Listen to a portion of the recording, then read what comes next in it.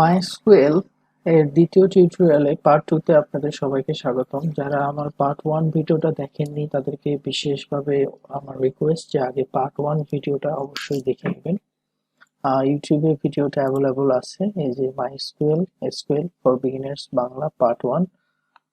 ভিডিওটা প্রায় 1.5 ঘন্টার। এটা দেখলে আপনি মোটামুটি SQL সম্পর্কে একটা ভালো ধারণা পেয়ে যাবেন। আর অলরেডি যারা আমার ভিডিও দেখে ফেলেছেন তারা জানেন যে আমরা এই কটা টপিক আগের ভিডিওতে কমপ্লিট করে ফেলছি। এখন আজকে আমাদের যেটা নেক্সট টপিক সেটা হলো ট্রিগার। তো আমি আগে টপিকটা লিখে নিই। ট্রিগার ট্রিগার খুবই ইম্পর্টেন্ট একটা টপিক ডেটাবেজের। আমরা এই যে লাস্ট ভিডিওতে আমরা শেষ যে ডেটাবেসটা বানাইছিলাম পার্সন নামের এই ডেটাবেসটা, তো ট্রিগার বেসিক্যালি কি জিনিস? ট্রিগার একটা বলতে পারেন একটা ইভেন্ট, একটা কিছু ঘটলে সেটার সাপেক্ষে অন্য একটা কিছু ঘটবে।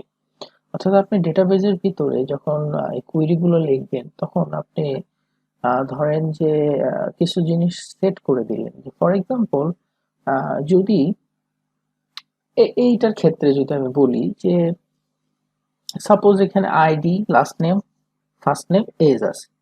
এখন আপনি চাচ্ছেন যদি কেউ আইডি 1 2 3 4 5 6 0 এগুলো হতে পারে, কিন্তু কেউ দেখা গেল আইডি নাম্বার -20 ইনপুট দিল, সেটা কি ডেটাবেজের জন্য কখনোই সঠিক হবে? একদমই হবে না, নেগেটিভ ভ্যালু। তাহলে আপনি চাচ্ছেন যে আমি একটা ট্রিগার বানায় রাখবো, যে ট্রিগারটা যদি আমার নেগেটিভ ভ্যালু আসে তাহলে সেই ভ্যালুটাকে চেঞ্জ করে 0 করে দেবে, অর 1 করে দেবে, অর 2 করে দেবে, ইটস আপ টু ইউ। অর্থাৎ ট্রিগার বলতে এই জিনিসটাই বোঝায় যে কিছু একটা ঘটার পরে আমি অলরেডি কিছু কোড লিখে রাখছি, যদি ওই ঘটনাগুলো ঘটে তাহলে আমার এই কোডটা এক্সিকিউট হবে এবং হয়ে সেটাকে চেঞ্জ করবে। চলেন আমরা এটা প্র্যাকটিক্যালি আগে দেখে আসি, তাহলে ভালো বুঝতে পারবো। তো এটা আমার এই যে যেরকম এখানে আমি যদি আমরা ভ্যালু ইনসার্ট করি, যেরকম এসকিউএল কোয়েরিতে যাই আমরা আমরা হচ্ছে যে ইনসার্ট করব। সো আইডি নাম্বার এখানে দিলাম হচ্ছে আমি 100, লাস্ট নেম একটা হাবিজাবি দিলাম, ফার্স্ট নেম হাবিজাবি, অ্যান্ড এজ ইন্টিজার লাগবে, এজ আমি 50 দিলাম, অ্যান্ড লাস্ট হচ্ছে আমার একটা আমরা এমনিতে বানাই রাখছিলাম পি নামের একটা কলাম। তো এখানে আমি যে ভ্যালু দিলাম, এটাকে কপি করে রাখি। তো এই 100টা আমি সাপোজ এখানে -100 দিলাম, দিয়ে গো করলাম। ডেটাবেসটা দেখি, আমাদের ডেটাবেসটা দেখি, দেখেন এখানে এই যে আইডি -100, কিন্তু এই যে -100 আইডিটা আসলো, এটা তো কখনোই গ্রহণযোগ্য না। এটার কারণে অনেক বড় প্রবলেম ফেস করতে পারি আমরা। এই জন্য আমরা এই পার্সন যে টেবিলটা আছে এই টেবিলের উপর একটা ট্রিগার বানায় রাখবো, যে ট্রিগারটা তখনই অ্যাক্টিভ হবে যখন সে এই আইডির ভ্যালু 0 পাবে, তখন সরি সেই আইডির ভ্যালু মাইনাস কোনো কিছু পাবে। ওকে, তো এখন ট্রিগার বানানোর যেই এবং একটা টেবিলের উপর কিন্তু আমরা মাল্টিপল ট্রিগারও লাগাতে পারি, এটাও একটা বিষয়। মাল্টিপল ট্রিগারও হতে পারে, ট্রিগার যে শুধু একটাই হবে তা না, মাল্টিপল ট্রিগারও হতে পারে।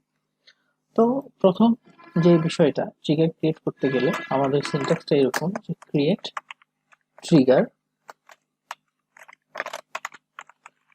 Sorry TRI, create trigger. এখন আপনাকে ট্রিগারের একটা নাম দিতে হবে। তো আমি এটার নাম দিলাম বিফোর ইনসার্ট, বিকজ আমরা ইনসার্ট করার আগেই জিনিসটা চেক করে দেখতে চাচ্ছি। বিফোর ইনসার্ট আইডি, আমি একদম প্রপার ভাবেই লিখলাম বিফোর ইনসার্ট আইডি। আর এই মুহূর্তে কিন্তু আমরা এখানে খেয়াল করেন test.person, অর্থাৎ আমি পার্সন ডেটাবেজের ভিতরে আছি। যারা আমার আগেকার ভিডিওগুলো দেখছেন তাদের জন্য বিষয়গুলো অনেক ইজি হবে, আর যারা জাস্ট খালি ট্রিগার কি জিনিস দেখতে চাচ্ছেন তাদের জন্য এই ভিডিওটা এনাফ। সো ক্রিয়েট ট্রিগার দেন, আচ্ছা এটার আগে আমাদেরকে একটা যে কাজ করতে হবে, এটার আগে ঠিক আমাদেরকে একটা ডেলিমিটার ডিক্লেয়ার করতে হবে। সো ডেলিমিটার আসলে কি জিনিস আমি পুরোটাই জানতে চাচ্ছি না, আগে আমি লিখি, তারপরে হয়তো বা ভালোভাবে বোঝাতে পারবো। ডেলিমিটার আমি এই যে এখানে দুইটা চিহ্ন দিলাম, এটা আপনি এই চিহ্ন না দিয়ে অন্য যে কোনো চিহ্ন ইউজ করতে পারেন, it's all up to you. আমরা যখন কোনো একটা স্টেটমেন্ট লিখি সেটার শেষে কি দিই? সেমিকোলন দিই।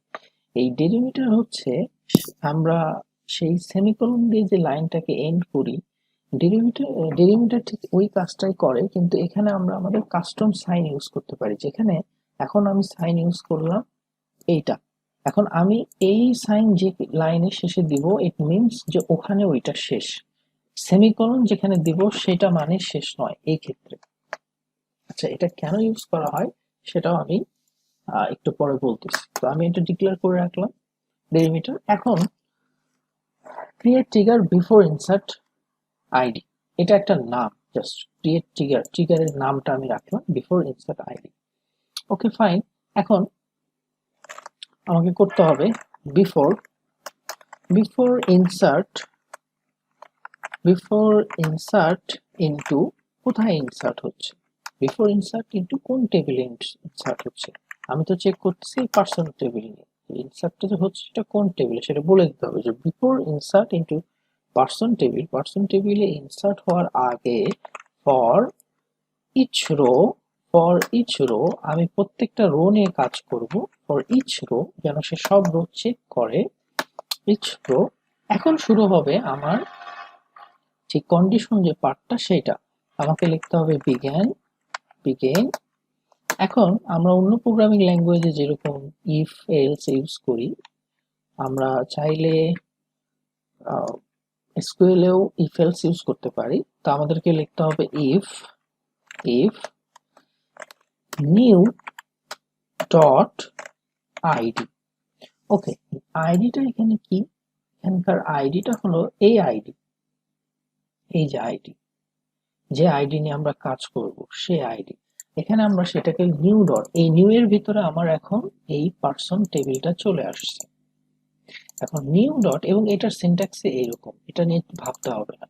নিউ ডট আইডি, আইডি যদি কি হয়, লেস দ্যান 0 হয়, যদি 0 থেকে ছোট হয়, যে আইডিটা ইউজার ইনপুট দিচ্ছে সেটা যদি 0 থেকে ছোট হয়, তাহলে দেন দেন আমি কিছু করতে যাচ্ছি, দেন আমি সেট করব কি, ওই নিউ ডট আইডি, আমি সেট করব ওই নিউ ডট আইডিটা, আমার যে এই আইডিটা আছে, সরি এখানে একটু ঠিকভাবে লিখি, নিউ ডট আইডি। তো আমার ওই নিউ ডট আইডিটাকে আমি সেট করব, কি করে দেব, 0 করে দেব। যদি যে ইনপুটটা আসছে সেটা যদি 0 থেকে ছোট হয়, অর্থাৎ মাইনাস কোনো কিছু হয়, তাহলে আমি ওইটা ইনসার্ট না করে আমি ওটা ডিরেক্টলি 0 করে দেব। 0 যখন আমার করা শেষ, তখন আমার ইফের কাজও শেষ। আমার ইফের কাজ যখন শেষ হয়ে যাবে, তখন আমাকে লিখে দিতে হবে এন্ড ইফ, আমার ইফের কাজ শেষ। এবং লাস্টলি আমাকে লিখতে হবে এন্ড, অর্থাৎ এই এন্ড দেওয়ার পরে আমি এই দুটো চিহ্ন দিয়ে দিলাম। এই চিহ্ন দ্বারা বোঝালো এখন আমার কিন্তু স্টেটমেন্ট, এই যে সেমিকোলন গুলো যদি আমি স্টেটমেন্ট হিসেবে ধরতাম, এটা যদি না ইউজ করতাম, তাহলে কি হতো, এইটুকু এসে এই পর্যন্ত এক্সিকিউট হতো, এই লাইনটা আলাদা সেপারেট ভাবে, কিন্তু আমি সেপারেট না, আমি টোটালটাকে চাচ্ছি একসাথে এক্সিকিউশন করতে। বিকজ একসাথে না যদি করি তাহলে আমাকে এটা রেজাল্ট দিতে পারবে না। ওকে, এন্ড যখন পাবে তখন আমার কাজ শেষ, আমার এখন লাইন স্টপ করলেই হয়ে যাচ্ছে। তো দেখি এই ট্রিগারটা আমি বানালাম, এই ট্রিগারটা এখন একটু রান করে দেখি, গতি দিলাম। আচ্ছা, এখানে এক সেকেন্ড, এখানে একটু চেঞ্জ করতে হবে।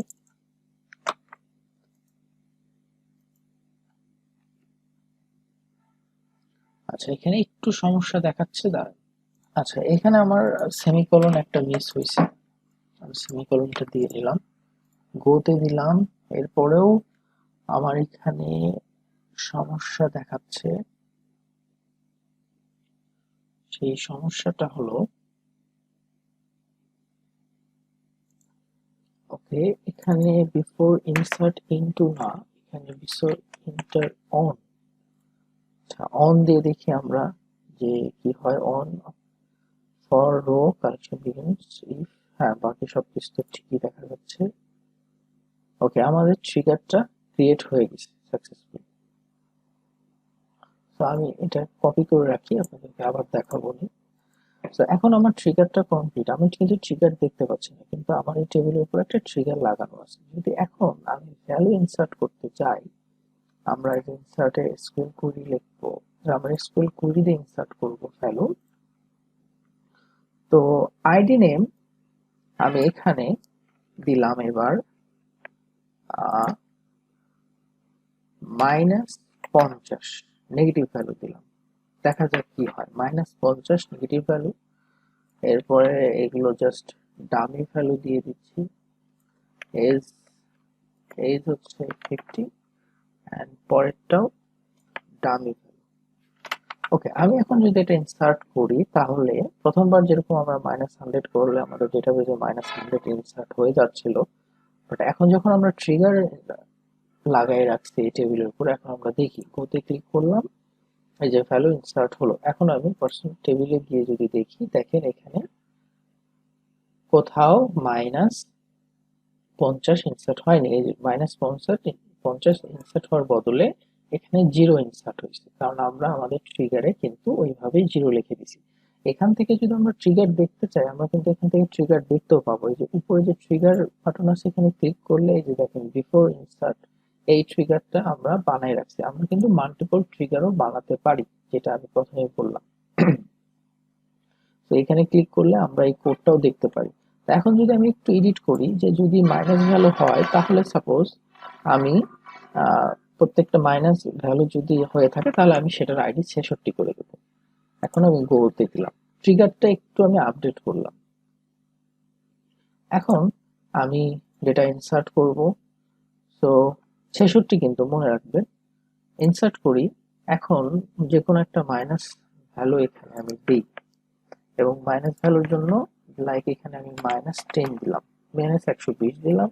এখানে আমি এই দিলাম, জেড দিলাম, এজটাকে আমাকে ইন্টিজারে 88 দিতে হলো, এখানে আমি সামথিং দিলাম। এখন এই ভ্যালুটা আমি যদি ডেটাবেজে ইনসার্ট করি, আমরা যদি যাই, দেখবেন দেখেন এখন 66 দেখাচ্ছে। তো এই ছিল ট্রিগারের কাজ। ট্রিগার হচ্ছে এমন একটা ইভেন্ট যেটা ঘটবে কোনো একটা কন্ডিশনের উপরে। তো কন্ডিশনটা কি দিয়েছি আমরা এখানে, আমি যদি কোডটা একটু কপি করে রাখি, ট্রিগার, আমি কোডটা কপি করে রাখি এখানে একটু, কন্ট্রোল ভি। তো এখানে তো ঠিকভাবে দেখা যাবে না, আমি কুইরিতে গিয়ে ভালো করে দেখাচ্ছি। এখানে কোডটা ভালো করে খেয়াল করেন যে ক্রিয়েট ট্রিগার, আমরা একটা ট্রিগারের নাম লিখতে হবে প্রথমে, এটা লিখলাম। বিফোর ইনসার্ট অন প্রেজেন্ট, কোনটাতে আমরা ইনসার্ট করতেছি, কোন টেবিলে, পার্সন টেবিলে। ফর ইচ রো, প্রত্যেকটা রোর জন্য আমরা চেক করব। বিজ্ঞান শুরু করলাম, আমাদের কাজ শুরু করলাম। If ID equal to, new ID equal to হচ্ছে 0, দেন ওটা আমি সেট করে দিব কোথায়, ইকুয়াল টু 0-তে, অথবা আমি যেটা ইচ্ছা আমার সেটা আমি সেট করে দিতে পারি। আর আমাদেরকে অবশ্যই প্রথমে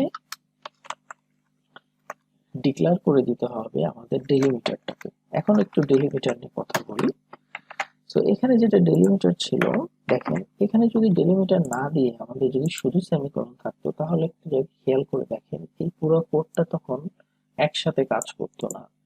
কি হতো, এখানে আসতো, এই লাইনটা সেপারেটলি এক্সিকিউট হতো, এই লাইনটা সেপারেটলি হতো, এটা সেপারেটলি হতো, এটা সেপারেটলি হয়ে যেত। কিন্তু এখন যখন আমরা এটা দিচ্ছি, অর্থাৎ এটা আমাদের হচ্ছে এন্ড, তো আমাদের এন্ড এখানে, আমরা এই চিহ্ন দিলে বুঝতে পারবে যে এই পর্যন্ত যা কিছু আছে সবকিছু আমাকে একত্রে একই সাথে এক্সিকিউট করতে হবে। সো দ্যাটস ইট, এইটুকুই হচ্ছে MySql এর ট্রিগার এটাকে নিয়ে আপনারা আরো কাজ করলে আর অনেকগুলো ট্রিগার বসালে আপনারা ভালোভাবে বুঝতে পারবেন। আর এই ভিডিওটা করার মূল কারণ হলো যে আমি নিজেও ট্রিগার নিয়ে অনেক খোঁজাখুঁজি করছি পড়াশোনা করার জন্য, কিন্তু আমি ইউটিউবে বলেন গুগলে খুব একটা মানে বোঝা যাবে এরকম খুব একটা ভিডিও বা কিছু পাইনি। সো এই ভিডিওটা আপনাদের জন্য অনেক হেল্প হবে। থ্যাংক ইউ, ভালো থাকবেন সবাই।